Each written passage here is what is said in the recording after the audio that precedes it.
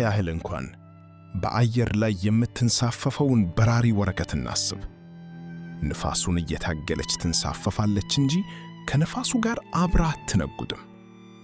ንፋሱ ባቆመ ጊዜ ግን መንሳፈፉም ይቆማል፣ እሷም ትወድቃለች። ታላላቅ ሰዎችም እንደዚሁ ናቸው። በስኬታቸው ውስጥ ያሳዩት ገድል አያሌ ግድግዳዎችን በጽናት ደረማምሶ በማለፍ ነው። ሁላችንም በሕይወታችን ውስጥ የሚያጋጥሙን ግድግዳዎች አሉ። እነዚህ ግድግዳዎች አንዳንድ ጊዜ የማይታለፉ ሊመስሉ ይችላሉ። ነገር ግን ቋሚ እንዳልሆኑ ማስታወስ አስፈላጊ ነው። እነሱን ማፍረስና ከነሱ በላይ መሄድ ግን ይቻላል። ግድግዳውን ማፍረስ ድፍረትን፣ ቁርጠኝነትንና አደጋን የመጋፈጥ ፈቃደኛነትን ይጠይቃል። ከምቾት ቀጣናችን ወጥተን ፍርሃታችንን ፊት ለፊት መጋፈጥ ይኖርብናል። ተመቻችተን የተቀመጥንበት አካባቢ ጠላታችን መሆኑን መረዳት ይሻል። በዚህ ረገድ ሁለት ምርጫ አለን።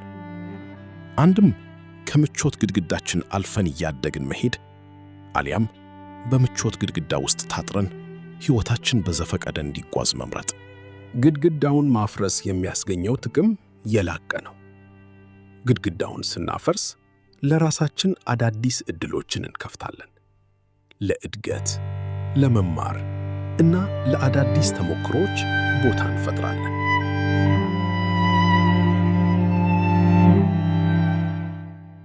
ግድግዳውን ለማፍረስ በመጀመሪያ ግድግዳውን መለየት አለብን። ወደ ኋላ የሚጎትተን ምን እንደሆነና ለምን እንደሆነ መረዳት ያስፈልጋል። ግድግዳዎቹ እንደ ክፋት፣ ጥላቻ፣ ምቀኝነት፣ ስንፍና፣ በራስ አለመተማመን የመሳሰሉት አሉታዊ ነገሮች ናቸው። ግድግዳዎቹ ከራእዮቻችን ጋር የለያዩን ፍርሃቶች ናቸው። ግድግዳዎቹ ስኬታማ ላለመሆናችን የምንደረድራቸው ሰበቦች ናቸው። ግድግዳዎቹ ሌላውን እንደ ራሳችን እንዳንወድና እንዳናከብር ያደረጉን መናናቅና ዘረኝነት ናቸው። አንዴ ግድግዳውን ከተረዳን ግድግዳውን ማፈራረስ እንጀምራለን። ወደ ግባችን የሚያደርሱንን ትንንሽ እርምጃዎችን መውሰድ እንችላለን። እያንዳንዱ እርምጃችን ግድግዳውን ወደ ማፍረሱ ያቀርበናል። ይህ ታዲያ ቀላል ላይሆን ይችላል። ራሳችንን ምቾት ማሳጣት ይጠይቃል። በመንገዱ ላይ ችግሮችና መሰናክሎች ሊኖሩ ይችላሉ። ግን እያንዳንዱ እርምጃ እድገት መሆኑን ማስታወስ አለብን። በዓላማችን ላይ ማተኮርና ለጉዞአችን ቁርጠኛ መሆን አለብን። በመጨረሻ ያንን ግድግዳ ስናፈርስ ስኬትን ማጣጣም እንጀምራለን። ግድግዳውን የማፍረስ መንገዳችን ሞክረን የማናውቃቸውን ነገሮች መሞከር፣ ገና ያልሰራናቸውን ነገሮች መስራት፣ ገና ያልፈጠርናቸውን ነገሮች መፍጠር፣ እስካሁን ያልደረስንባቸው አካባቢዎች መሄድ ነው። የምናድገው እንደዚህ ስናደርግ ነው። ዓላማ ያለው ሰው የምንሆነው እንደዚህ ነው። መድረስ የምንሻው ቦታ የምንደርሰውም እንደዚሁ ነው። ጠንክረን እንስራ፣ ምስጋናን ልምድ እናድርግ፣ ሐሳባችንንና ቅሬታችንን በጨዋነት እናቅርብ፣ ለሌሎች ክብርና ፍቅር እንስጥ። ሚዛናችን ሐሳብ እንጂ ጎሳ አይሁን። ዛሬ ነገ እያሉ ጊዜ ማጥፋትን እናቁም። ግድግዳው የሚፈርሰው እንዲህ ስናደርግ ነው። ስለዚህ ወዳጆቼ፣ በተለያዩ ግድግዳዎች መካከል ተደላድለን የተኛን ካለን ከእንግዲህ ወዲህ መንቃት ይኖርብናል። ለዚህም በሕይወታችን ውስጥ ያሉ ግድግዳዎችን የማፍረስ ፈተናን እንቀበል። ማንኛውም አይነት ግድግዳዎችን ማፍረስ እንደሚቻል እናስታውስ። በራሳችን እንመን፣ ቁርጠኛ እንሁን፣ ግድግዳውን እናፍርስ። በፈረሰው ቦታ ላይም አዲስና ብሩህ መንገድ እንቀይስ። ጽናት ከተሰጥኦ ከእውቀትና ክህሎት በእጅጉ የላቀ ነው። ተስፋ ባለመቁረጥ ውስጥ ትልቅ ስጦታ አለ። ሕይወት እንዳሰብነው ላይሄድ ይችላል። ነገር ግን እርምጃዎቻችን ትንንሽ ቢሆኑ እንኳን ወደፊት መጓዛችንን እንቀጥል። ሁለቱ ታላላቅ ልማዶች ትዕግስትና ጽናት በስኬትና በውድቀት በእውነተኛ ለውጥና ባሉበት ቦታ በመቅረት መካከል ያለውን የሚወስኑ ናቸው። ስኬት ላይ ከመድረሳችን በፊት በመንገዳችን የተለያዩ እንቅፋቶች ሊገጥሙን ይችላሉ። ዕቅዳችን ካልሰራ እንደ ዘላለማዊ ውድቀት ሳይሆን እንደ ጊዜያዊ ሽንፈት እንመልከተው። አዲስ ዕቅድ እናውጣና በድጋሚ እንሞክር። አዲሱም ዕቅድ ካልሰራ እንቀይረውና እስከሚሳካ ድረስ እንለማመደው። ይህ ብዙዎቻችን ተስፋ ምንቆርጥበት ደረጃ ነው። አዲስ ዕቅድ ለማውጣት ትዕግስትና ጽናት የለንም። ይህን ግን ፈጽሞ የማይሰራን ዕቅድ ችክ ብሎ ከመከተል ጋር አናገናኘው። አንድ ነገር የማይሰራ ከሆነ እንቀይረው።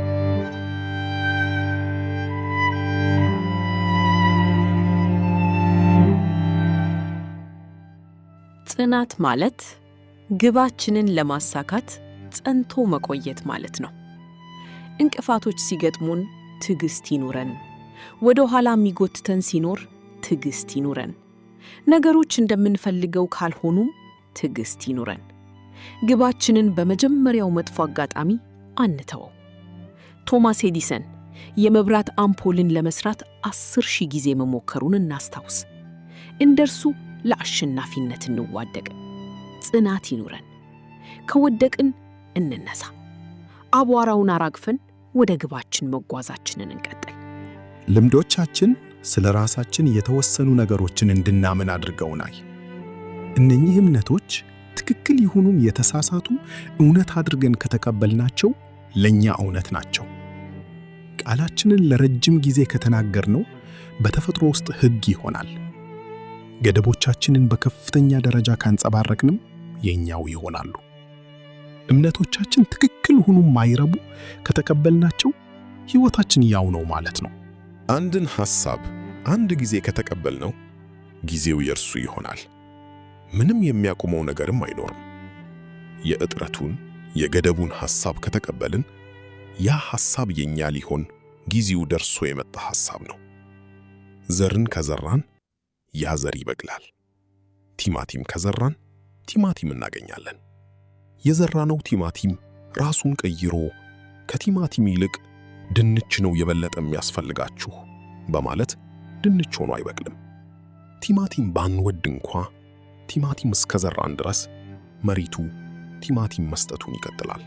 የተሳሳቱ አስተሳሰቦቻችን ላይ ጥላ እንዲያጠላባቸው ባደረግነው መጠን ስኬታማ እንሆናለን።